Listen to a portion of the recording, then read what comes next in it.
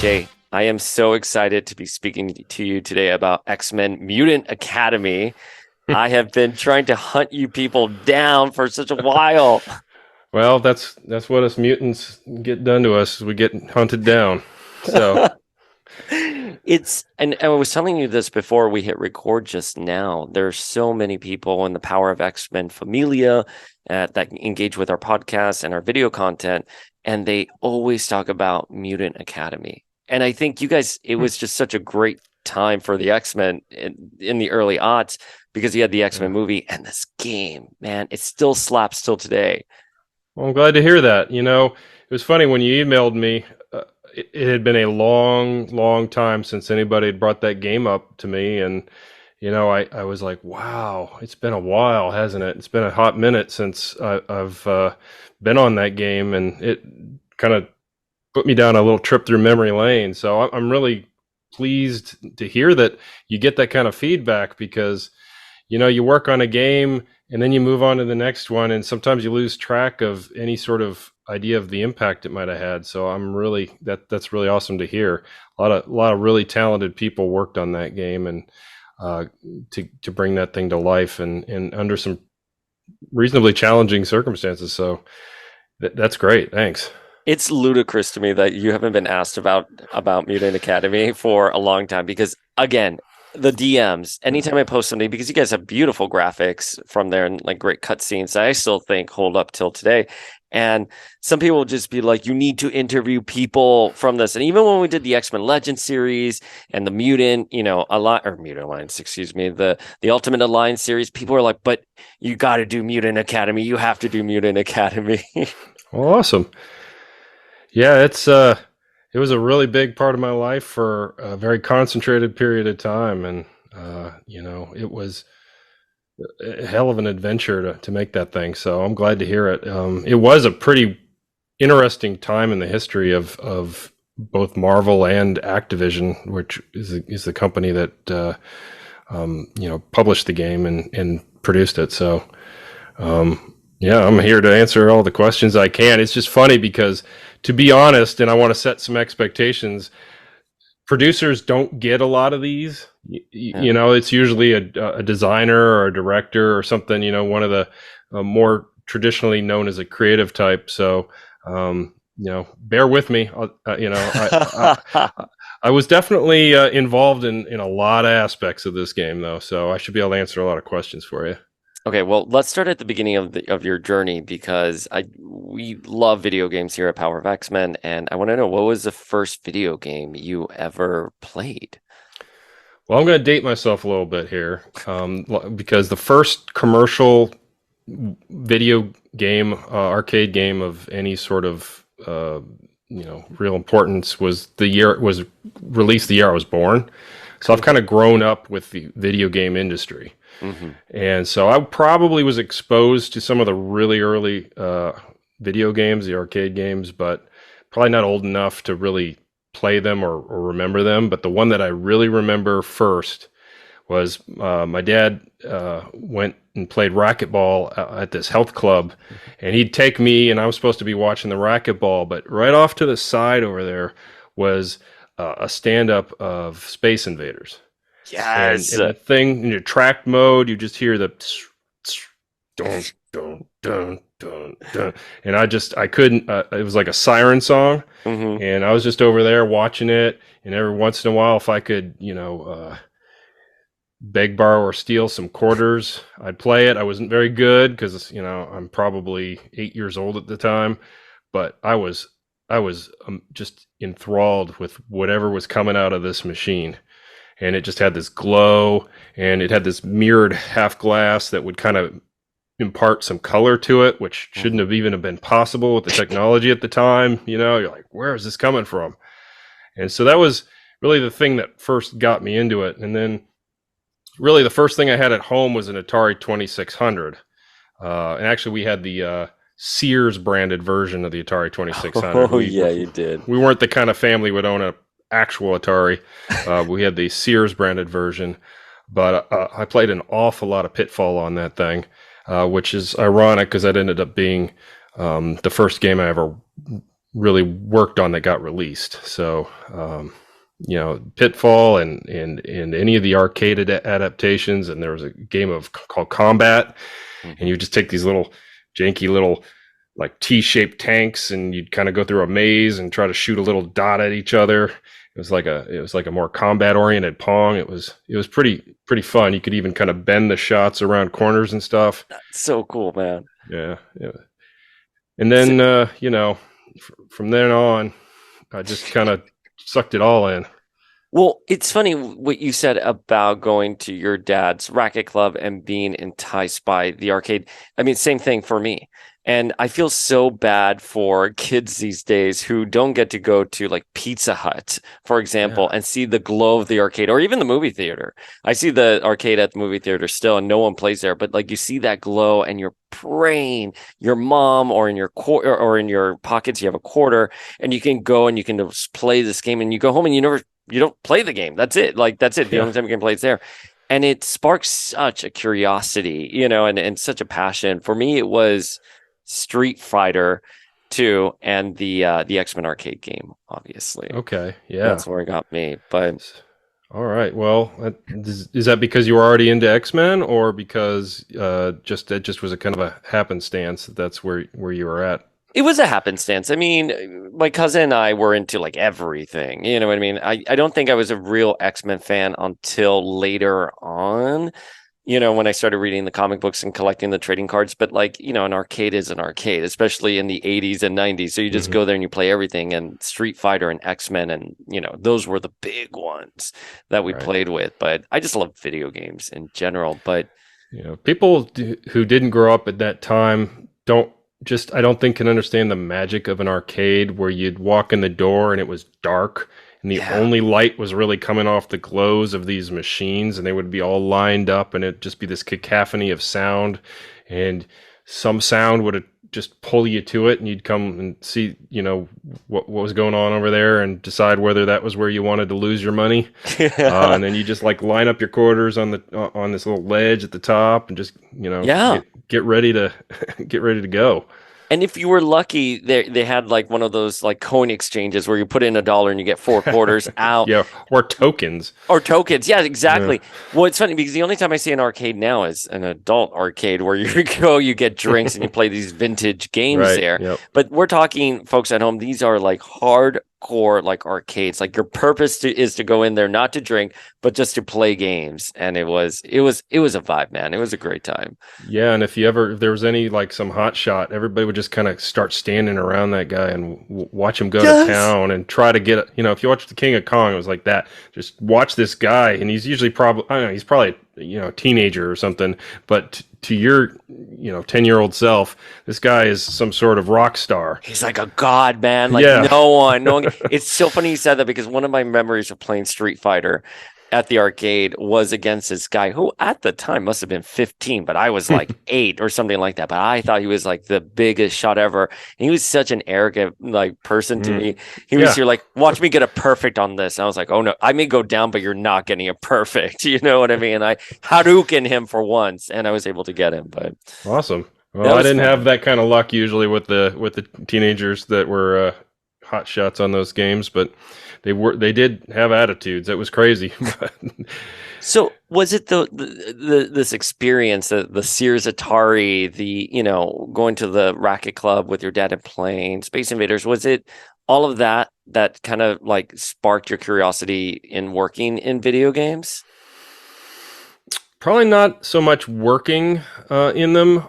So I think what was probably more formative, they were around for sure, and I was fascinated by them, and they kind of piqued this part of my curiosity and my creative mind that Mhm. I was really into them. But in terms of ever thinking that there was a career behind them or something that I could do with them, really didn't happen until maybe a little later. So my dad was in something called MIS, which is kind of the old version of IT, but in sort of a management capacity of, and so they would kind of decide what kind of computer systems that big corporations would have and how to integrate those into their business plans. And I remember one time in 1981, he brought home this giant case. It was like a briefcase made out of kind of foam. And when you open up the clamshell of the foam, and inside of it was a computer. It was Ah.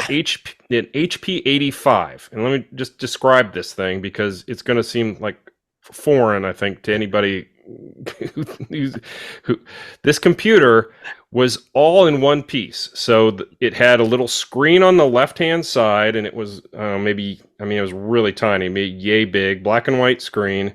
On the right side, it had a cartridge drive, and so it kind of looked like, it's a little cassette, but not as skinny as a cassette. So it kind of looked like a video camcorder tape, if you're even old enough to remember those. And then it had a printer that was kind of like a wide calculator type printer on the top. And so it was just this whole integrated thing. And so, when he wasn't using it for work, he'd show me how to load up programs off of the tape. And there was really only one tape that I was allowed to use. And it was the one that had the games on it. And there were these rudimentary games. I think they had something like a lunar lander type thing, and Hunt the Wumpus, and a maze generator. And he didn't like me to use the maze generator because you had to print the mazes, and it used up the paper. And so didn't I like that. remember But those days, not being able to use the paper at home and all that yeah, stuff. Oh, yeah. Well, I think it scarred me because now I'm like not. I really hate printing things now because it's like I don't want to use the paper. But it had this game called Skier, and that I spent most of my time on that, I think. And it was weird. It had little flags going kind of down the screen in a kind of a pattern, and you'd have to keep a dot between the flags or something like that. And so I was fascinated by, and because I had some sort of interaction with the operating system of this machine, it just started to dawn on me that, oh, humans make these things. Humans, are able to manipulate these machines to make these things, and that's pretty cool. And then we had like the first IBM PC that was ever made. It was in 1981. It still had a port for a cassette loader mechanism on the back, but you just use these floppy disks. And it came with a game, but it was really bad. It was like a race car that went down a street, down a road, and avoided donkeys. And I was like, okay, is this all this thing can do? Yeah. But then we brought home a sort of the first RPG that I'd ever seen. It was called Temple of Apshai, and it was kind of a dungeon crawler kind of a thing. And it really piqued my imagination. It really kind of drew me in, and it turned out if you could break out of the program and you could see the underlying code. And so I was then able to kind of see behind the curtain a little bit and go, okay, this is how a game is made. Now I couldn't understand all of the code. It was, but the first time that it was actually kind of human readable stuff that I could see, and I was like, oh, I got to do this myself. And so they used to have computer classes in elementary school. Oh, and I you'd remember. go and you sit on the Apple II pluses or whatever. Is that the one with the turtle that you put in the command and the turtle would move around? So that was one of the programs you could do. But I spent all my time programming in graphics. Like you get this graph paper and you'd draw out the kind of picture you'd want, and then you could program how to plot those graphics out. Interesting. Well, at some point I wrote a basic program where I basically made a Galaga, where I had this little kind of shooter turret down at the bottom, and you could move it left or right, and it would shoot at objects coming down the screen. And it was, it was not great, but for, it really told me that if I could think of something, there was a way for me to get that up on a screen, and that was really cool. And I think that was probably the moment that I started kind of considering that it might be a real career. Although, not in third grade, you're not really thinking, hey, what am I going to do with my life? How am I going to pay my mortgage? How am I going to pay my mortgage? No, I don't think I started plotting how I was going to do anything at that point, but I certainly was hooked in it. From then on, I'd get computer magazines, and they would have, how to program sprites, and you would have page after page, and you'd have to transcribe the code from the page and then try to run it and figure out where you'd mistyped something, and then you'd go, okay, now I know how to do this, now let me do my own. Yeah. And so I was making games from then until pretty much graduated high school, and nothing was ever of any sort of significant, awesomeness or anything. But it was something that I was always drawn to. Yeah. And then so once you graduated high school and you sort of have those things under your belts and all that experience from just, toying around with the games and figuring out coding, did you go to college specifically for coding, computers, etc.? No. No. You're So I like I took would what did you go to college for? so I took a little detour. That wasn't the only thing I was passionate about, Yeah. and I'd been making my own films since I was Oh, also in grade school. And I love so that. I was really just all in on filmmaking, and um, so I went to the University of Southern California in their cinema television program, All right, man. and That's a good place to go. it was the best film school in the country, and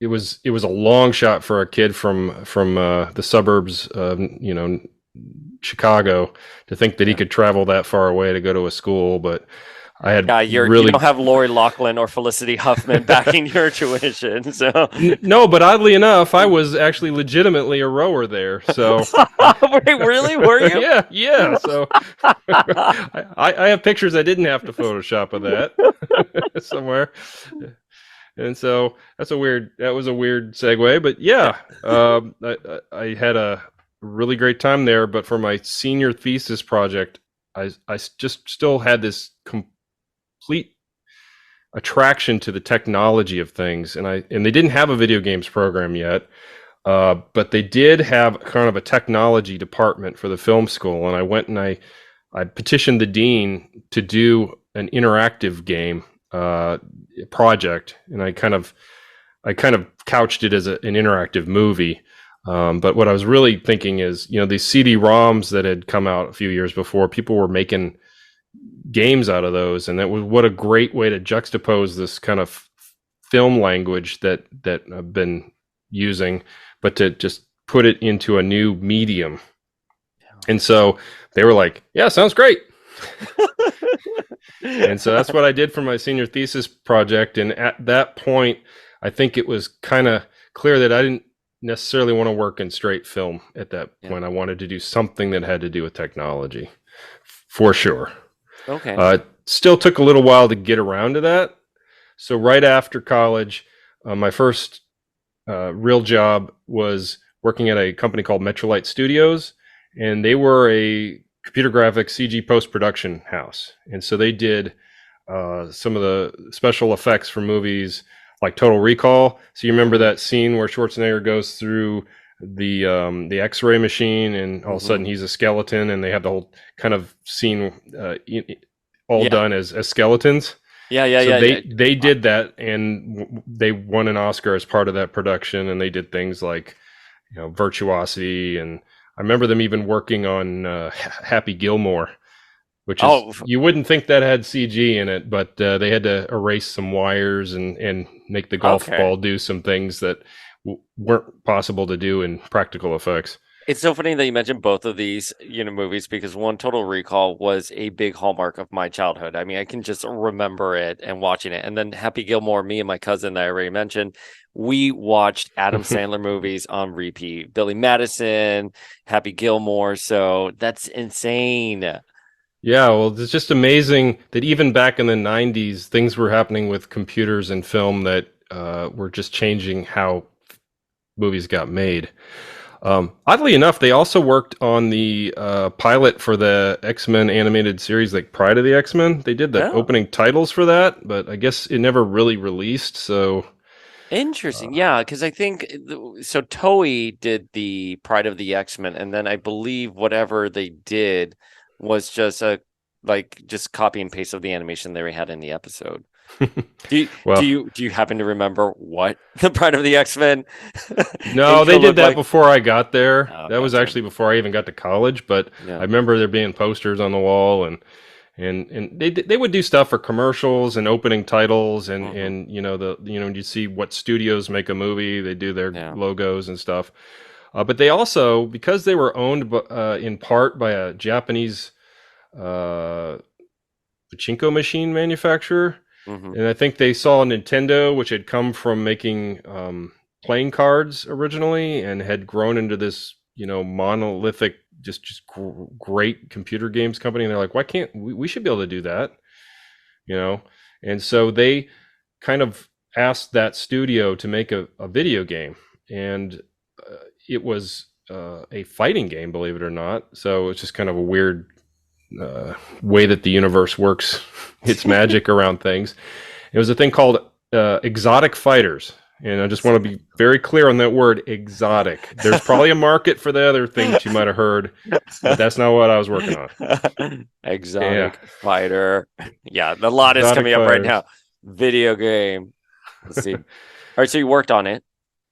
So we worked on it. It was supposed to be. It was they were really great at making 3D graphics. They were great at animating characters and stuff, and they thought it would be kind of not all that big of a leap to create a video game using Hmm. their immense creative talents. Um, it had a couple of things going against it from the start, but it was made for PCs, which is Okay. not really your ideal fighting game platform. And it was meant to be networked, like you'd play it over a LAN. And so you were supposed to be able to compete against other people on a local area network, which really at the time, the lag and stuff for that kind of a thing, you're just not going to get the kind of frame accurate Yeah. results that you need for a fighting game. So with all the and we also motion captured all of the animation. So we had these performance artists, stuntmen type people That's so cool, up in a man. loft, and we had them all hooked up with those little white balls and their unitards. And I help pick and set up the motion capture rigs, and the balls would they do their moves. I think we had one of the martial artists from the Power Rangers. Oh, I don't remember which Power Ranger he was. Maybe the green one, but it's a little fuzzy at this point. yeah, Jason But David Frank, who just passed recently. I don't yeah, know if you saw the news on that. I did see the news on Yeah, that. I yeah. didn't, I only got to meet his stunt double if it really was the Green Ranger. But that guy could move Yeah, the I stunt believe man. it. I believe it, man. But we could just never get it all to kind of come together. But I did know at that point that because I was technological, and so I got to do all this stuff because I knew things, and it was not in when it was sort of more of the film world. It's like, well, wait your turn, or this is not, it was just a little slower to break through. But this was one of those things where if you knew something, you could do it if you had the knowledge Mhm. and the energy and the willpower to just go do it. You could do it, and it felt like the early days of filmmaking where nobody knew what they were doing. So Yeah. they didn't know how to tell a story on film. They didn't know how to edit things together to make things follow one another. And so you were writing the rules. And in that time, it felt like we were still writing the rules. Yeah, And yeah. that Well, just absolutely. attracted me to that thing like a moth to a flame. So So, so where did you? So I love this whole idea of pioneering, especially in like the 90s with video games and it really was uncharted territories. I mean, it's certainly not the market that it is today. I'm curious, where did you make the leap from there, from doing exotic fighting to going to Activision? so when it became kind of clear that that game was not happening, I started looking at options, and they were gonna basically get rid of that division. And so I kind of volunteered to be part of the wave of cuts of that division. And my wife was going in medical residency. She's a obstetric and gynecologist, so she's was in her medical residency at Harbor UCLA at the time, and Hmm. through that she had a connection with another resident who rode bikes with a guy who worked at Activision's, I don't know, finance and accounting department or something. But Okay. he told me who to get, he kind of told me who to send my resume to and talk to, and kind of made sure that it got noticed. And so that was really fun. Kind of cool that he would do that for me. And It's I so got, funny. That's how I'm sorry to interrupt you, but that's like that's okay. how jobs used to work. That like Hmm. you would see, oh, do you know someone? It's like, yeah, I know someone who works in accounting, even though you're applying for an editorial job and stuff like that. And you just get those kind of like that bit of information through there. The other thing I wanted to mention was I used to work at HarperCollins as a marketing and editor, and we did Jason Schreier's book from Kotaku called Blood, Sweat, and Pixels. Okay. And a Yeah. lot of people at home probably don't know this, but video games, just because they go into development doesn't mean they're going to be finished or they'll get done. A Mm-mm. lot of them just implode during production, and you have a wave of people who are left unemployed. So it's interesting you said that that's what happened to you and you volunteered. Yeah, well, sometimes it's amazing that any of them get done just with some of the challenges involved. But yeah, there's sometimes just some false starts. Yeah. But just the stuff that I got to do left me with a lot of valuable knowledge and experience. And so between that and and my experience at USC, I was kind really welcomed at Activision, and really it was funny. My the you do a whole day of interviews, and at the end of the day, they take you up. Back then, Activision had kind of recently come out of bankruptcy a few years before, Mhm. so they'd gone from making those cartridges for the Atari to having some trouble. And they were making like other software products like word processors and stuff, Yeah. and then so they'd come out of it. And now they were legitimately trying to conquer the world of video games again, and so they were in growth mode.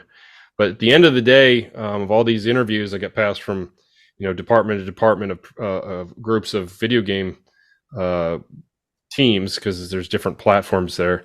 I met with the Bobby Kotick, and then the president of the company wanted to meet every single applicant at that time was Howard Shore, who had worked in Howard Marks. I'm sorry, I said Howard Shore. He's a composer. Howard Marks, but he had come from Hollywood, and so he kind of he knew my former bosses at Metrolight, and so he kind of did this. Oh, okay. So, do you know the owners of Metrolight? I'm like, yeah, this is Jim and Dobby. And he's like, okay, well, if I call them, I know them. If I call them, will they say nice things about you? I'm like, yeah, I think so. Although I probably didn't get on their radar a ton. So, so that was my entry into Activision, and they hired me into the console division, which was working on a couple, like two games at the time. One was Mhm. Apocalypse, it was a Bruce Willis vehicle, and Okay. I don't now it Wait, doesn't get remembered a lot, but it nice. had the singer Poe as one of the boss characters. It was kind of this I Hollywood creation. vaguely remember this. It's Well, a shooter game, right? yeah, it's like a third person shooter game, and the cool thing that came out of that is Oh, we here it established is. a relationship with the company that had become Neversoft, Hmm. and that was really important down the line. But I was on Pitfall 3D, Hmm. so they were kind of reviving some of the old Activision titles and bringing, kind of updating them for the new wave of consoles that were coming out. And so I was working on the original PlayStation, PSX, and we're trying to figure out a way to adapt what was a 2D kind of side-scrolling experience Hmm. to this new 3D technology. And I was brought on as an asset manager, which is not even a commonly used title in video games anymore. I'm sure they exist in some format or another, but essentially I was wrangling all these files and stuff. But I started I started quickly kind of functioning as an assistant to the producer and kind of doing anything that he needed done. I was like signing up for it. And so at one point, I actually even helped design the sound system for Pitfall 3D. Oh wow, man. And like we were writing the rules, Hmm. I had this idea that music could be more dynamic than it was. Usually it was canned music bits, and it would either play through the background of an entire level, Hmm. or maybe it would switch to another kind of track or whatever at certain key times. I'm like, why can't it just never stop? Why does it have to switch tracks? Why can't it just kind of evolve? And so we came up with this system where we could take different layers of the music and turn them on and off at certain cue points in the level, or if certain types of encounters were happening, and it would change the kind of dynamic character of the music. And I think it's really common to do now, but at the time, this was You're like, pioneering. I was like, we don't know how to do this. I just know what I think it What? should do. Yeah, in lieu of switching tracks, you just have something that's like self-sufficient and contained and going on repeat there. That's so Yeah, that's incredible, man. And so wait, so you were assisting the producer, so you were the asset manager, which the name kind of makes sense. You're wrangling in all the files. You're assisting the producer. What does a video game producer do? Like, what's the general scope, at least in the context right. of what we're going to talk about with Mutant Academy? Yeah, I think that's probably that's a good thing to establish up front. So, yeah, says, why are you talking to this guy? So producers, kind of at the core of what they do, is they are the product manager and budget keeper, and um, they run the schedules and the budgets. They coordinate with outside contractors. They find people to do the music if it's done outside. They find people to do the cutscenes if they're done outside. They work with the developer. So often, there in those days, especially, there was some internal development, but there was also external development, which you have standalone developers. So that's the difference between publishing and developers. Is a publisher is sort of on the top, where they finance the thing. They are responsible for distribution, retail distribution. In those times, it was still very much physical in the stores, Yeah. and so that was a big part of your business: is can you move, manufacture, and distribute to all the stores the product, and then developer. If they were internal, they worked as a team inside the development studio for the publisher, but there was also developers who had their own standalone companies outside, and you would seek them out and find a good fit for projects, bid them out, and then work with them to develop this product that you've kind of defined somewhere as a product, what you'd like to do, what kind of timing, what kind of budget you have for it, and then try to work with them to see that through. Okay. And then there was also another relationship that was not this type, where you would find a developer who has already developed something and then go acquire the rights to distribute that product. And so that would happen sometimes too, where there would already be, and I think this happened, with Quake. We didn't say, hey, go make Quake. We just said, hey, we know you make something that we'd like to be, involved in putting out there, and we've got great marketing, and we've got great distribution, and we've got all these support, Yeah, functions as a that'll help publisher, you you're get like, that out. yeah, as the publisher, like this is what we're going to do to make sure that we can like move the game. So wait, with Marvel, we've spoken with some people from Activision before. Remind me, did Marvel and Activision already have a relationship, or did you guys come in and were part of like people who were like, we can do this game, we want to do this game, and this is what we can offer you?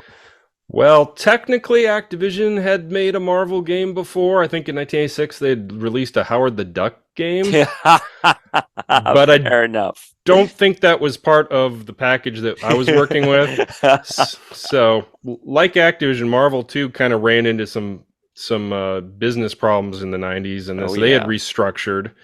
Yeah. And coming out of the restructuring, a lot of the rights to their titles had been licensed out to various entities, and I think Activision had picked up X-Men and Blade, Spider-Man, and I want to say Deadpool.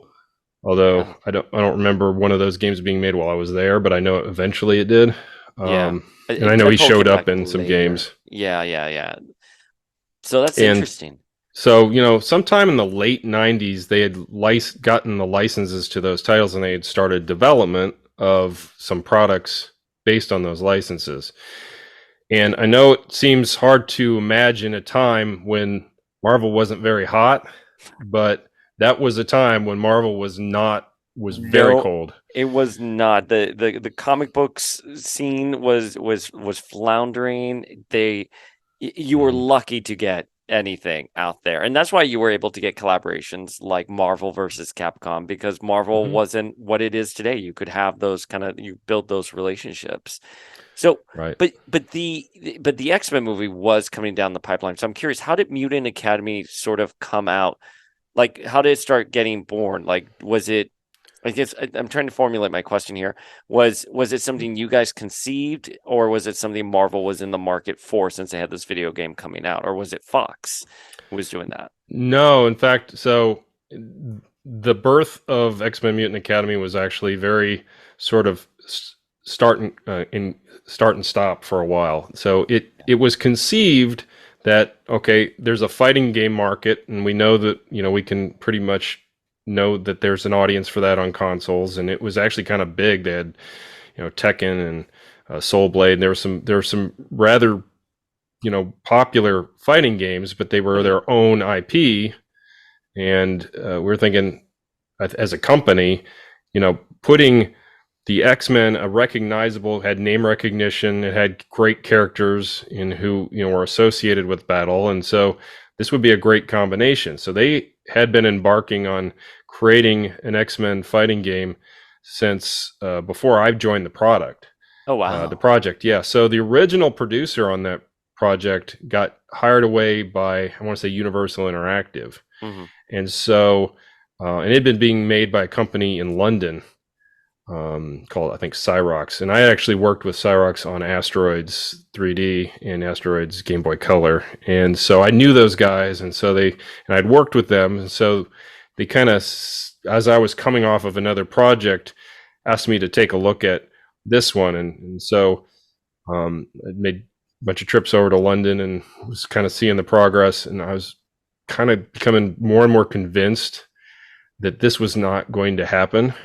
It didn't feel like the technology was coming along. That, Yeah. fighting games are so ultra specific in the kind of performance you need to have, Yeah. and I didn't really feel like they had a total grasp of the property.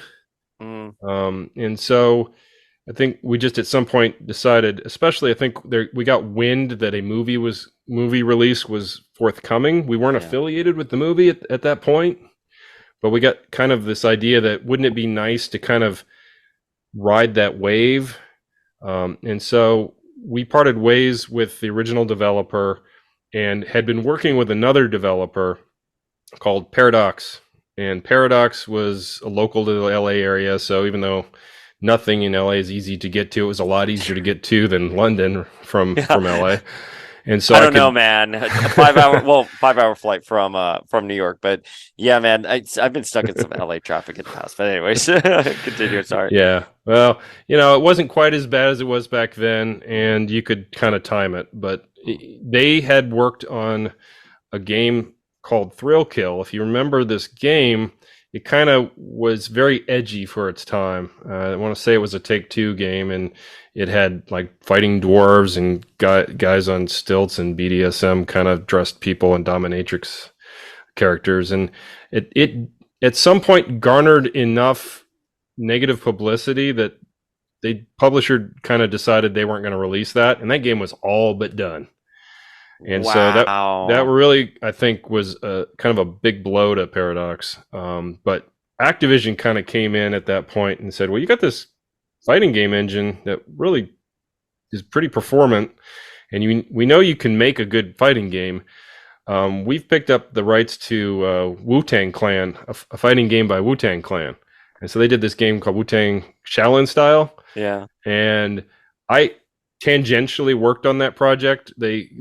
The producer of that game needed to do his interstitial cut scenes, and he had no idea where to go with it. But he had heard that I went to film school, and he thought that qualified me as well as anyone to write it. And I said, I'll do anything. I Just name love it. I love the creative process. And so I mean I had done screenwriting so I wrote the cinematic script for that, and it was very tongue in cheek and referential to kung fu movies and stuff. And at least I think the biggest deal there was just to get the guys from Wu Tang Clan to kind of be enthusiastic about it, because they were known to be a little hard to nail down in terms of what they would agree to. I haven't thought about them until this very interview right now. Like, but yeah, they had their minute, and I'm sure they were impossible to They were nail down. huge, Yeah, but yeah, there were so many of them too. yeah. But and anyway, so after that, coming off of that, the timing kind of worked out where we're like, okay, if we shift the X-Men project to them, maybe we can get kind of some momentum because they already have the engine. We know it. You know, they've released games on this engine. We know it's performant. We know that they get it, and we know that we have a great working relationship with these guys. Only problem was now we didn't have a lot of time. I mean, Yeah. we were really short on time in order to get this game out because we really, for financial reasons and for cultural reasons and all that, really wanted to make sure that it kind of lined up with when the movie would be coming out. And Right. I think that's when we started kind of getting the pieces together, we reached out to Fox just to kind of see if there was any interest in kind of working together on, because I don't think the other thing that's really hard to remember is there hadn't been a successful comic book movie that had made any cultural impact. I mean, we had Blade, but I don't even think most of the people who had liked watching Blade necessarily No. were aware that it was a comic book movie or had ever read the comic books. Or Right. so really, We're coming off the heels of like Batman and Robin, which I love. I do love that movie for what it is, a Joel Schumacher. But with the exception of like Batman with Michael Keaton and yeah. Superman, I mean, superhero movies I, were sh- like yeah. I no, shouldn't have said no good. superhero. I should have said Marvel superhero Oh, movie. Marvel, yeah, yeah, oh Yeah, yeah, Marvel had nothing. We've talked about this before in the podcast. I mean, the X-Men movie was a pioneer for modern, superhero genre. Uh, yeah. and the only thing we had before with the X-Men or Marvel, they did a Generation X TV movie pilot, which we Hmm. love here, and we've had many of the actors, but it just did not resonate at all. No, and it was always considered beneath the audience. You know, it was B movie stuff. You Yeah, know, I know the Batman stuff did actually kind of legitimize it to a degree, but even they didn't take it horribly seriously. yeah, So absolutely. X Men was really the first modern superhero movie, and certainly for Marvel was a huge turning point. Oh, absolutely. And I think Fox, like Activision, had acquired a group of their licenses, Yep. and so this was new for them, and they were really invested in making it a success. And so this magical moment in time where corporate entities that would normally kind of be really kind of, oh, this is mine, and this, and Mhm. if you want to do a deal with us, let's make it hard and get the lawyers involved for 6 months. This went pretty smoothly and fast considering, and they were so gracious. And I remember taking my development PlayStation over to the Fox Studios and demoing the game for them, Mhm. and just they were really kind and awesome, and they provided me uh, drawings, production drawings, and artwork and movie Mhm. stills, and then invited me up to the set. They were filming outside in Toronto, and so I got to Wow. tour and kind of get reference shots and stuff for the movie sets, and it really allowed me to kind of figure out how we could incorporate that vibe and make sure that our game, which was definitely comic book first, Yeah.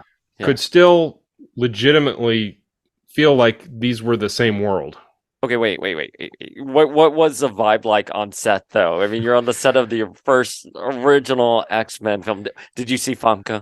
Was Famke there? So they made sure that I showed up at a time where they were not filming, any of the primary actors. Okay, And it was pretty empty and shut down at the time. So they fair gave me enough. these kind of disposable booties that I had to Yep. wear everywhere because you couldn't damage any of the surfaces, and you're Oh, like very interesting. careful about touching things because the paint job that they did was made to look like metallic, but it was obviously not, and so you really couldn't get fingerprints on anything, and so you had to be super careful what you did, but it was still amazing, and it still was like brought the whole world to life.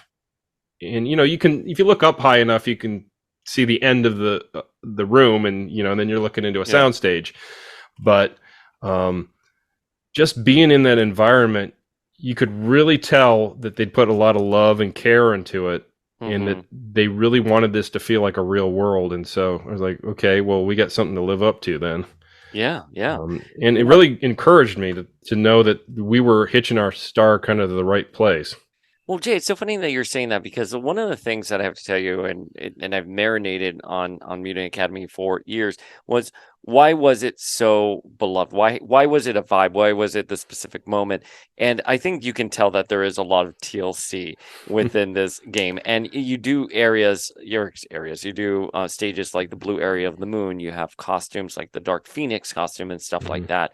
I mean, you can tell the TLC. The fact that you went to Toronto and saw the actual sets and you were like, damn, I have to capture this, but like in my game that's comic book first. That's no easy task. You know what I mean? And you captured it pretty well. You and the entire team captured it very well. Well, it was not so. A lot of games come out and they just slap a license Yeah. on to something. Like they had this old Mario Brothers knockoff, and they just say, oh, we'll Yeah. just make whatever with it.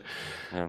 We approached this as fans of the comic book, especially Hmm. Todd. Yeah. Todd was my right hand man, and we just have long conversations Hmm. about what should be in it, what should doesn't make sense to be in it, Hmm. getting the right balance of characters and environments, and just how much it wasn't fan service as much as this is what we wanted to see. That's a location we wanted a video game to go to, and didn't understand why no one had ever explored that before, and what kind of captured our imaginations and seemed epic about that world. And so maybe that has been something that resonates, is you can maybe tell that there's a lot of love for the property in it and it's Yeah. not just slapped on there. Well, so I have a question for you. So, in terms of character, I can understand stages wherever you go, but character selections, you do have the core movie cast. So, were you aware of who was going to be in the movie, and that's why you had the characters I set think like that? so. Eventually we became aware of it Yeah. as the movie got closer, and to be honest, some of it just naturally serendipitously crossed over, because that's Yeah. just who the big Wolverine, characters are, Cyclops. and Yeah. why would they not be in the movie? Yeah. Yeah. Yeah. Yeah. And Exactly. then I think there were probably a couple of adjustments. Obviously, we have Beast in our Yeah. game, and that was done purely for game purposes and Oh, comic book really? purposes. He wasn't going to be in the movie, Yeah. Well, who so would want that sociopath in the movie? Jay, well, you may not know this, but on the podcast, we hate Hank McCoy here. oh, you do. Oh, you Yeah. should have told me that before. Now I'm gonna have to adjust my favorite character. All right. That's fair. We have plenty of people who've come out and said how much they love Beast. It's just a running gag here. But anyways, yeah. Well, uh, uh, you know, it just remembered though, because of our association with Fox, Todd and I got to go out to New York City for the premiere of that movie. Oh yeah, yeah, Yeah, well, there was two premieres. There was a West Coast and East Coast premiere. We yeah. went to the first one on the East Coast, and because the big climax happens on the Statue of Liberty, Liberty. Yeah. they did a screening with just tons of luminaries at Ellis Island. And so Yeah. we all Yeah. piled into these ferries and made our way across the river to Ellis Island, out and just set up our game consoles and demoed the game to everybody who came by. And so I ran into Rebecca Romaine Stamos, who, well, that was her name at the time, and Yeah. Rebecca Mermaid now. I'm 6'5". Yeah. She's a very tall woman, and Wow, she looks gorgeous. Her mystique, my God, talk about like just groundbreaking. Like yeah, I mean, everyone loved her. I mean, there is hope she will return in Secret Wars in the MCU. But how was she? Like, did she play the game?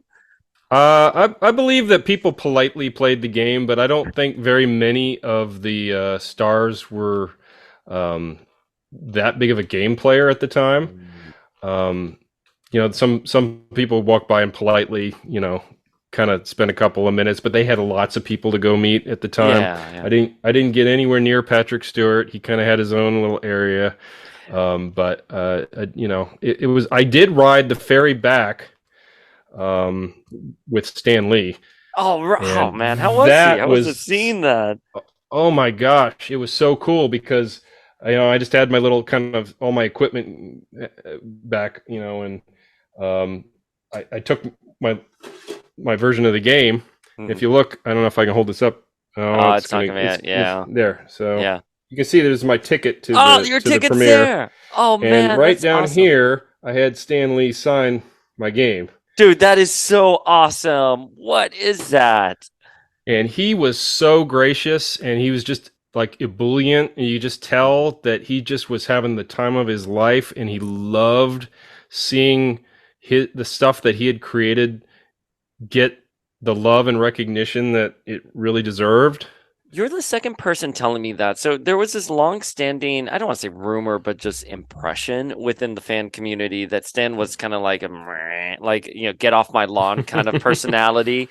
But we had Margaret Lesh on the podcast who, created Fox Kids and was a big TV executive in the 90s. And she was like, Stan just was happy to do what he was told. And she's here like, I don't understand these rumors online or this impression that people got. Stan was just happy to see all of the characters he created Mhm. come to life and have a new generation discover. So verbatim what you said is what she said. And she was very close with Stan. And I don't have any inside information, but I Mm. understand there was a period of time where maybe he was on the outside, and Yeah. all his creations were being controlled by other companies or people, and he would. But by the time I worked on this project, he had been brought on as the emeritus guy that was the Godfather, and he was involved in all sorts of stuff, and including making cameos in the movies, which became this like Okay. Hitchcockian kind of tradition where he had to Uh, be in it, yeah. and so It was a you hot dog know. vendor for the first one. So I could see him maybe being a little sour if that was in fact true that he had been Mhm. pushed to the side for a while. But It's by a the very time good I point. met him, there was definitely an appreciation shown to him, and I think you just could tell that this was such an important part of his life, and he just was so proud of his children. You So know. how far in advance wait, let me back up here. So how long did you have to make the game? What was the official timeline for the game? Well, after I took it over, I think we had something like 8 months, which is ridiculous. That's nothing. Oh my God. Oh my God. Yeah. Like that's no time at all. And And you so, if there's some shortcomings to the game, I would like to just point out that what we did with that time was really cool. Yeah. And I think you would see in X-Men 2 that some of the stuff that got left on the cutting room floor kind of started to make it in. Yeah. But we were just really concerned that the core of the game experience had to be really solid, because Yeah. 8 months is not a ton of time. So great, Paradox had this great engine. They had a lot of The experience. thrill kill engine, right? That's what Yes, okay. the Shaolin, yeah, that engine Mhm. had been, we modified it for this game Yeah. because we knew that there was sort of an expectation for what an X-Men game could and should be. And the prior game that we had kind of shut down was trying to be more of a Soul Blade kind of thing, was just full true 3D, cameras rotating all over the place, characters are kind of rendered in that full 3D way and are I moving all over the. which characters did you have for that one? I'm just curious. Or was it just like shots of Wolverine where they just beta? I know we had Wolverine, I know we had Cyclops, and I think we had Apocalypse. Oh, that would have been awesome. Well, so Yeah. I don't remember the exact reasons, but it did not make sense for us to incorporate him into Mutant Academy. Yeah. It just was a little outside of the core, Yeah. and especially at that time when nothing, there hadn't been a movie where he had been No, no, a no. He was major plot larger. point or anything. Were, were Um, were there any characters that you had wanted to include but just didn't have a chance to so get we them had in? put some hardcore effort into seeing if we could incorporate Marrow. Oh We yeah, and got, she's coming off of Marvel versus Capcom. Very, yeah, very, very popular at the time. I think we even maybe had a preliminary model for her. Yeah. It was just, again, not enough, I think, core of what we needed to accomplish, and and that may have been one of the characters that got swapped out for one that we knew was going to be in the movie. Yeah. But other than that, I think we kind of picked well to begin with. I think we kind of knew what Yeah. was, especially for the first X-Men game that Activision's going to put out. We kind of knew and had settled upon a really core group of characters that balanced really well from a game standpoint, because it wasn't just, hey, what are the popular characters, but which ones make sense to go up against each other and will naturally have different playing styles that will, balance against each other. And were you guys inspired at all by the Marvel versus Capcom series, which had come out a couple years Yeah, early? I mean, they were, absolutely. It set the gold standard, yeah, really, for not only, I mean, probably arcade fighting games, because it just, you had kind of two camps, and there was these new 3D fighters, but they kind of felt slower and more strategic, and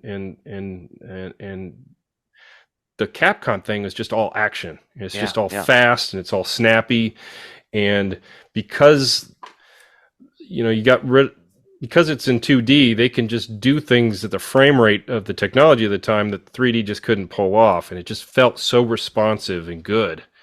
And Yeah. we were very cognizant of that, and also it just was so colorful and just true to the comic kind of vibe. There's a reason why they wearing blue and yellow uniforms in that era, is because they really pop off the page. That is one of the things we've talked about with this game is just the coloring for it and how it just pops. I mean, even right here and even in your background, I mean, you can just see it. It just like pops on the screen. I mean, guys at home, like PS1, Papa John's playing this game with those colors just like glowing off the screen. It was a total vibe, you know? Yeah, well, and in that era, there were a lot of games that kind of felt very Nine Inch Nails, dirty, grungy Yeah. kind of. This was definitely an era where sometimes it got really dark, Yeah. and just that was not the vibe that we thought was really appropriate for an X-Men game at that time. So Well, speaking about a little bit more grungy though, you were able to get in the movie costume skins, as like unlockables. How far in advance were you able to get those? I mean, you have 8 months, it is a time crunch. Is it a situation where you just built the character and you can just reskin it? I mean, how does that there, work? so we did have a base character, and then you'll notice that the Wolverine in the movie Wolverine in Mutant Academy is not Hugh Jackman's body, right? It's Yeah. it's the comic book Wolverine's body, Yeah. who's impossibly blocky, Yeah. and he's a spark plug, and um, so it's called reskinning.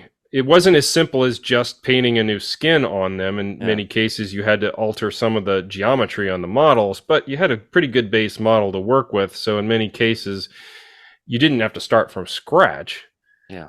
for the characters. And we got a hold of the pre-production art, maybe 5 months out from release. So we had sketches of from the costume designer, and we kind of had Okay. some turnarounds.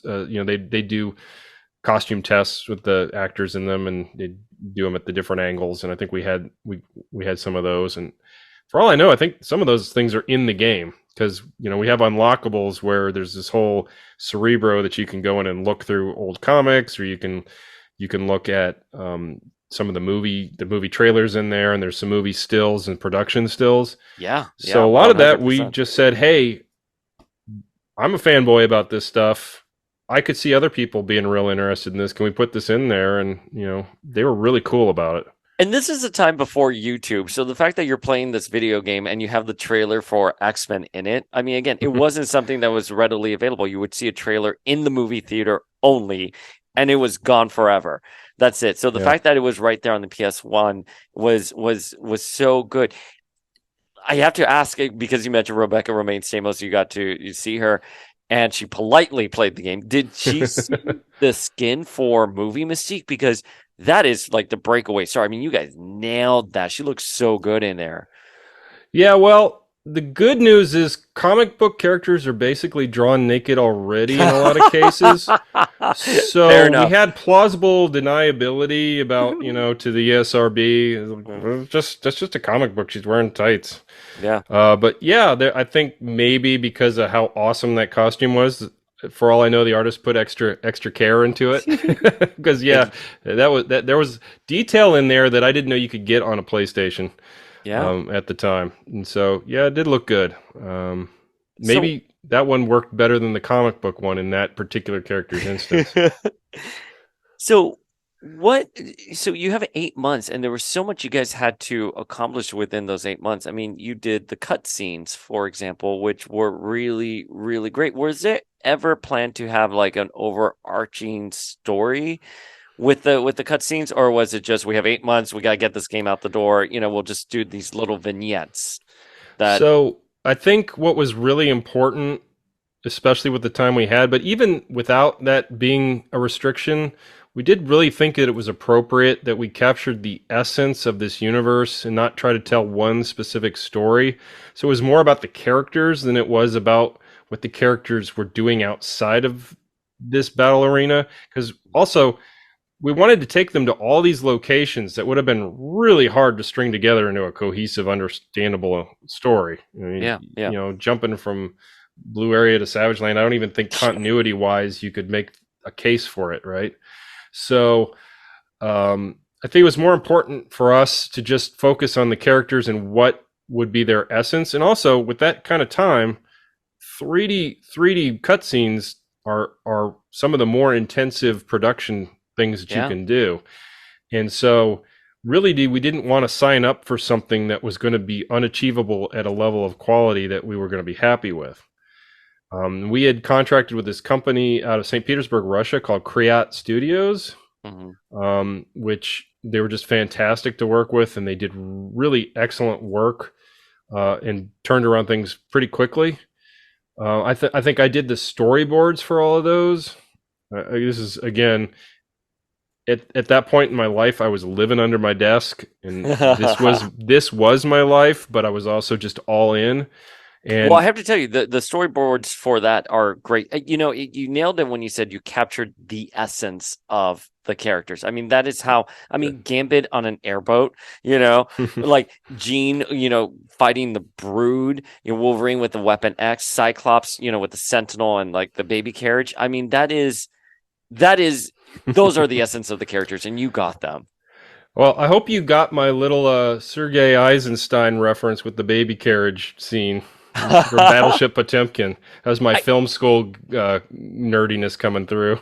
I mean, I know that. I know the reference. I didn't know where it originated from, but now I do, man. But the thing that I'm just noticing, well, just like talking to you right here, is that there was so much love poured into this game. And one of the things that obviously that you just made all of the X stands happy and made it seem more official was you brought back a lot of the X-Men animated series voice actors. Yeah, that was one of the greatest kind of coups that we made on that game, and that there's a lot of stuff that's done in LA. There's actors, you trip over actors just walking around the block, right? But Yeah, we really wanted something that would tie our product to the past and the future of yeah. X-Men and really make it very comfortable experience to someone who already loved that property, loved that comic. And we went to the actual production company that had done the original 90s era cartoon animated series, and their voice acting producer director just kind of had connections to all these guys, and so it was a kind of a package deal for the people we could get. I just remember a couple of people not being available Yeah, like Cal on our Dodd. schedule. Yeah. Cal Dodd, unfortunately. But you had Allison Smith, who did Storm. You had Tony Daniel, who was the second voice of Gambit. You had David Hemblin, who was Magneto. You had Jennifer Dale, who was Mystique. Doc Franks, who was Sabretooth. And George Buza, who was obviously Beast. And Catherine Disher as Jean Grey. I got to tell you, bravo on that. And, at the time, there wasn't like an IMDb page where you can confirm that. And again, I was a Mhm. teenager, so I'm not very bright, but I'm like, I think that sounds like Jean from the animated series. You weren't quite sure, and it just sounded so good, man. Well, yeah, we just thought that that was one of the important things to kind of give that kind of seal of authenticity. And so we're really glad that we could do that and that was available. And my associate producer, Gene Bong, went up to Toronto for a couple of days and sat in their recording studio with them and just you know she's such a pro though. She'd done this with them so many times Yeah. that they just fell right back into those characters, and it was pretty easy for a pretty easy process to get that. Was Rogue ever going to be considered for the game at one point? Do you remember? I know I'm asking you for something that happened like 30 years ago, but was she ever considered? And I only ask because we're big friends. We're friends with Lenore Zan, who does the voice of Rogue for the animated series. So I guarantee she was on the short list at one point, and I think, like I was saying earlier, we Todd Jefferson and I would have a ton of just arguments about, okay, well, what about this and what about that character and why not? And we're just trying to figure out how to balance what would they be able to do in a fighting game, Mm-hmm. and sort of what would their powers look like. And some of their powers are a little harder to depict, in a way, and some of them just kind of were too samey or didn't feel like something that I'd want to play. And Yeah, so she just, we couldn't make she didn't make the cut. It's not that we didn't want a rogue, yeah. and especially with the movie tie-in, it would have made a ton of sense. Right, but Um, Rogue, like Mystique, you have certain hurdles with, and we saw this even with X-Men Legends at one point. How do you replicate Rogue's power? I mean, she can punch, she can fly, but her main power is absorbing, and right, and Mystique being, Mystique, I don't believe shapeshifts in the game, and she instead has her big old gun. no, yeah. So that was the hard thing with Mystique is, her kind of signature power doesn't translate great to this style of fighting game. So we kind of had to lean on her assassin background, or her access to the high tech weaponry to give her something. But it also made her a great range fighter, Yeah. and kind of gave her a slot in the lineup that made sense for a game like this. So, what were some of the challenges with making the game when you look back on it? Was there something in particular that you were like, "Damn, like we thought this game wasn't going to make it because of this hurdle"? Well, I mean, so first of all, just the whole transitioning from having worked on, there had been a game that was in production, and now we've Yeah. got 8 months left to really get this thing done. That was a huge hurdle in and of itself, and so it was kind of no small miracle to be able to turn on a dime like that and sort of put this together. Um, I don't remember anything. I mean, it was all a blur because it just was kind of this momentum. It was like, this is happening. We're doing it. It Yeah. was it was running downhill as fast as we could. And so I think, the process of getting a game approved at that time was especially nerve wracking. Sony had to manufacture all the master discs, and you had to kind of submit a gold master to them, and you'd be up all night in the mastering room Activision had on the studio floor, and trying to get the machine to put out the required number of 8 identical discs or whatever. You had to turn in a whole bunch of them, and then they'd come back with this laundry list of things that you had to change. They had this long kind of list of requirements for how menus work, to how things, how long things can take, to how you have to kind of present information and Interesting. I never save thought about it games. like that. Oh yeah, they're like, oh well, you don't get the right message when you pull out the save game cartridge in the middle of it saying please wait saving or whatever, and you're like, okay. So they really had gone through a lot of permutations of all the things that someone could do that could break things, and they wanted you to not allow them to do that. So, that was probably the hardest part of the whole ride, to be honest. And I flew that game up to Sony personally, Really? up in Redwood, California, and the masters off myself. I think we were under such a tight time crunch, and I was like, I am not leaving this up to a courier or No. anyone else. I'm going to walk this into the building, and if they got questions, I'm right here. Wow. So what was it like delivering the game and the final product and all that stuff? I was probably sleepwalking at that time. I barely remember it. I remember, I think, being a little underwhelmed by the building I was in. I was like, this Oh. is Sony. Looks just like an office building to me. Okay. But, it's just one of the things, and that's the kind of like, as a producer, you're ultimately responsible for getting that thing out the door. Yeah, your name's on this. Yeah, Wait. and the company's name's on it, and your responsibility is to just to do right by the game itself, and by the company, essentially the financial backer, right? So So, You know, Jay, is Beast your favorite X-Man? Was that going to be your answer? that was going to be my answer because I didn't want to give, the standard, oh, Wolverine's the baddest ass guy ever. He's awesome. I like Beast because he's this awesome mix of intellect and raw acrobatic power. Yeah. And he's got so many side talents. And I guess I like this Renaissance man kind of vibe he's got. And to be Um, clear, in the 90s, he was that Renaissance man yeah. and he was out finding a cure for the legacy virus and all the stuff. It's modern era Beast that's Well, a raging yeah. sociopath. The comics have retconned a couple of the characters over time in ways that I wouldn't necessarily have agreed to do, but I understand that you've got to get new, fresh stories and give the characters room to grow. But I'm sort of solid '90s era Beast I guy. mean, same, He man. he's even a pilot. I mean, come on, He that could guy do can do everything. anything. So, was he your favorite character to sort of help bring to the game, and especially you have George, who's there, who's the OG voice actor. Was he your favorite one to sort of create with the team? Yeah, I'm gonna tell you, no, actually, um, Toad ended up being the Oh, of guy. course. Of course. Thank you for saying that. Toad gets so much shit, out there. Like we had someone on recently who was here like, who would have ever thought they would make a Toad figure? It's like Toad is so great. Yes, I love that. Yeah, he was. I mean, just from a fighting standpoint, Yeah. he just it is so amazing because he just moved around in a way that was so animal like. But and then with the tongue attacks, he could just swipe under your feet and knock. Yeah. He was almost overpowered. I would say, but he was so fun.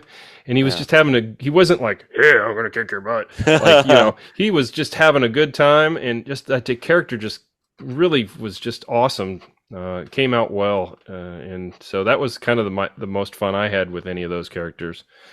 What Um, about the least favorite character who gave you like the most trouble with creating them? well, at one point, I think Jean Grey and Phoenix had a No. sash. She had a sash that was Yes. really friggin' hard, and so I think you'll notice she doesn't have that anymore. Yeah. Or sometimes, but it would, it had to. She was flying, and so it Yeah. had to kind of behave Move. like it had physics on it, and it was just always kind of bugging out or something. And so it was that one was tough. I didn't have any problem with her character, although as a floating character, it's really hard to animate that in a way that is convincing. Hmm. Instead of just kind of hovering, that it has to kind of flow with the moves and feel like she's impelling instead of just kind of there. And so that was hard because that's not a natural thing to model, motion after. And so you want it to be dynamic because it's a fighting game. But, I think we went around the block a couple of times trying to get her right. So we are huge Jean Grey fans here at the podcast, and we have to ask this very meticulous question. She is wearing her Phoenix costume, Yeah. not her 90s, traditional costume. What was it? I can understand why you would go with Phoenix, but I want to hear from you guys. Okay. Do you remember why Phoenix and not normal 90s? So, because video games are a very, the visual medium, I know comic books are too, but they can kind of imply things happening through the storytelling that we just have Hmm. to do in real time. And so, something that's just got psychokinetic powers, there's only so much we could do, and we wanted to kind of expand her repertoire uh, uh, of abilities, and we really thought that one, that costume just really is awesome. Yeah, it So is. I mean, it's I mean, iconic. I kind of just kept going, hey, can we just do this costume? And so, but also just the flame, the kind of bring in that kind of Phoenix Force, fire powers to the fighting attacks. Just was kind of a really good fit for the game. Yeah, and you were able to get Dark Phoenix out of that really easily. Hopefully, it's just a change of the palette, and she looked great. I mean, I think that set the bar for all of her appearances in fighting games later on. Okay, yeah. Well, like I said, nobody ever talks to me about this stuff, but maybe. We're here to tell you everything. So Beast and Gambit didn't have movie counterparts. Obviously, I think Hmm. Beast at one point was supposed to be in the movie, but obviously didn't make He's it. a hard guy to pull off on the budget they had. Yeah, yeah. Well, how did you guys pull off the movie adaptations of them? Did you have to get any permission from Fox or Marvel, or did you have free reign to just? Well, so we already had the designs for the other characters, Mhm, and they kind of it's a uniform, right? So mhm. they kind of all had a vibe to them, and so I think we created some mock-up drawings and went through an approval process with Fox, and they'd tell us, yeah, that's close, but you need to change the collar here or the color Yeah, here. This is, this color is not usable or mm, whatever. And there'd be yeah. a little back and forth, but eventually we'd get to a design that they were happy with. And, at that point, you know, it was, it was It was pretty just easy. yeah. You guys also had, I think I never played the Game Boy exclusive, but you guys had Pyro and Apocalypse there. Were they ever slotted to appear in the main console? No, so I think Apocalypse might have been sort of, us Yeah. missing him from, that original version of the game and just really liking the character. I didn't do the Game Boy game, so I Yeah. can't answer specifically why Pyro's in there, but it may have also have been a choice based on kind of his unique abilities. So the other thing, and I'm pretty sure this was probably just crunch time, but like Toad, Sabretooth, and Mystique didn't really get formal endings. Was that more a byproduct of you have 8 months to Hmm. do this entire game, so we can get in what we can, but these three characters we can sort of, do Yeah, something that, pretty that was special. definitely a schedule thing where if we wanted to do these other characters to the standard that we wanted to get them done to, Hmm. there we weren't going to be able to do all of the characters. So we just figured out which ones really were the ones that people would most want to see little vignettes for, and make sure they got their due. And So I wish we could have gotten them all in. That would have been fun. I could have done some more storyboards under my desk. I mean, listen, the Mystique ending where she's here, like, oh, great, a statue of you, Magneto. I know exactly where to stick this. Come on. So yeah, that probably was mine, and I might have been a little punch drunk when I wrote it. But it's like her costume.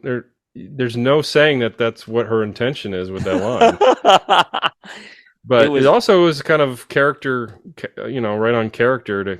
I oh, love the yeah, quips that absolutely. these Yeah, characters have. yeah. I mean, listen, one of the things that, again, like, I think, and I'm going to ask you this question, why do you think it resonates? But I guess what I'm trying to say is it's for these little instances. And you understood the characters, especially that, like that. But why do you think the video game, why do you think Mutant Academy still resonates till this day? Well, I'm gonna have to say that it kind of was this magical time where the X-Men were becoming super relevant, Yeah. and so it kind of hit on all these notes of the kind of bringing the comic book fans together with the movie fans. And also I think a lot of it has to do with just the time that it came out, where the fighting games of that era were of a very specific type on consoles, Hmm. and this really kind of differentiated itself, and so maybe it just was more accessible Yeah. to a lot of kids who are playing video games at that time.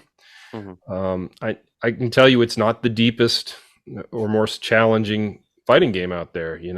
But it's Even fun. even of its time, it wasn't. But what is there is definitely made with a lot of attention to detail, and it is a legitimate fighter. And I think that if this was your first fighting game or your first X-Men game, you probably weren't disappointed. I No, hope you weren't.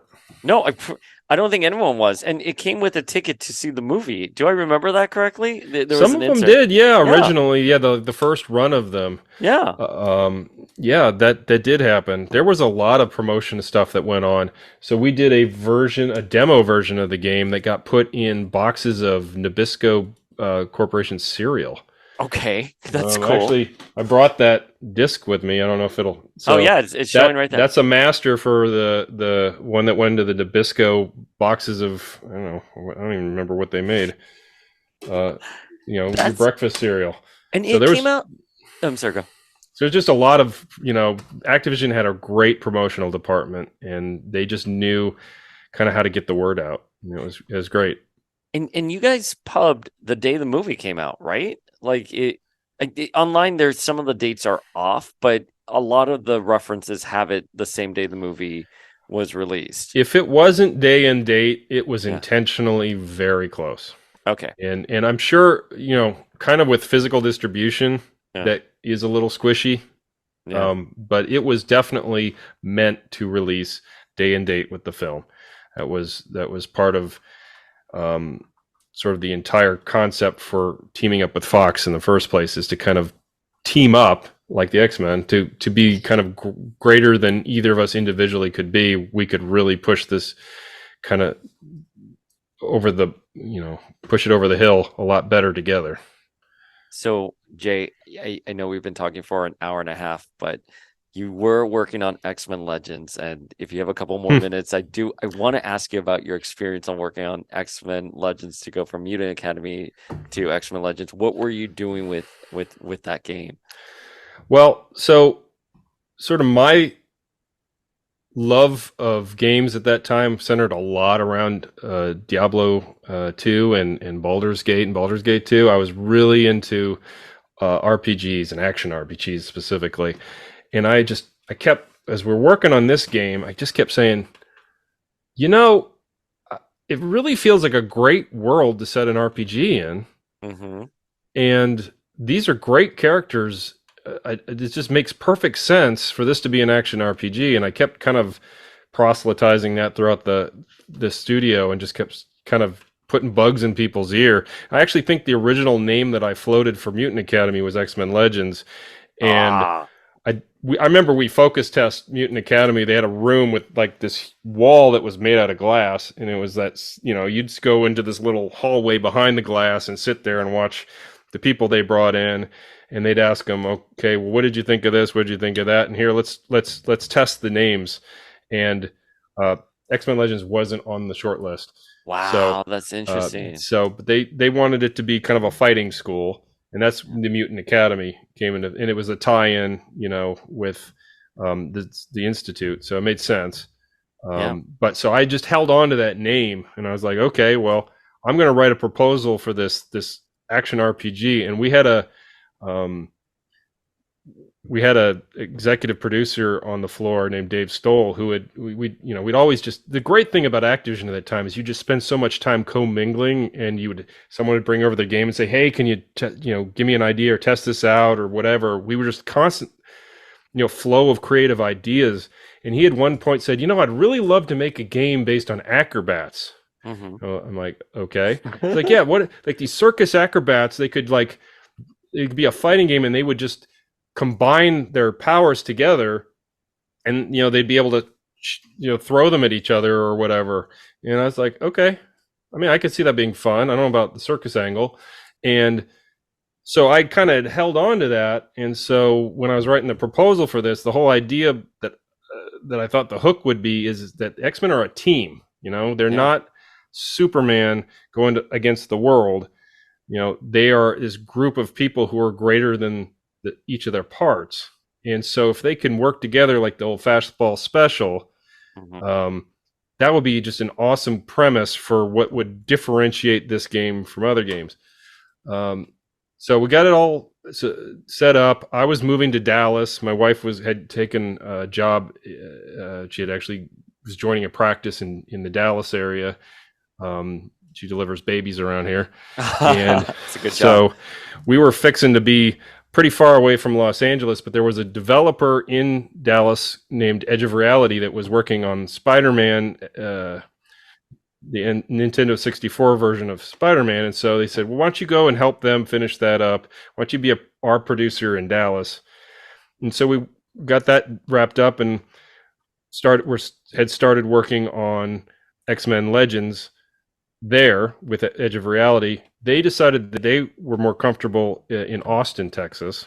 They're like, "Hey, we're gonna move to Austin, Texas," and I'm like, "The babies don't leave Dallas."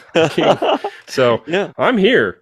Yeah. So at that point, I had to kind of turn over everything that I'd done to Activision and join a group that was in Dallas because Activision didn't have any more stuff going on locally. Gotcha. And so I really didn't have anything to do with the core development of X-Men Legends. It went to Raven and Yeah. it kind of disappeared for a while and didn't hear back. And occasionally I'd get sent something and say, "Hey, what do you think of this?" or whatever. But it was really Raven's baby. Hmm. And I really love what they did with it. And I think they hit some really great notes with it, including the cell shading Yeah. and just the kind of the throwing mechanic. And it really just, it's a great game. But I did not have any role in the active development of it. But I think some of the ideas that were on that original design document, you Hmm. can see a few of them did kind of get through. Yeah, and I think Patrick Lippo, who was the games director, mentioned Mutant Academy when we spoke to him. I don't remember if it was on the interview proper or it was just before when we were chatting. But yeah, you guys, your influence on the X-Men games. I mean, Mutant Academy, Jay, thank you so much for being here I really today. enjoyed this.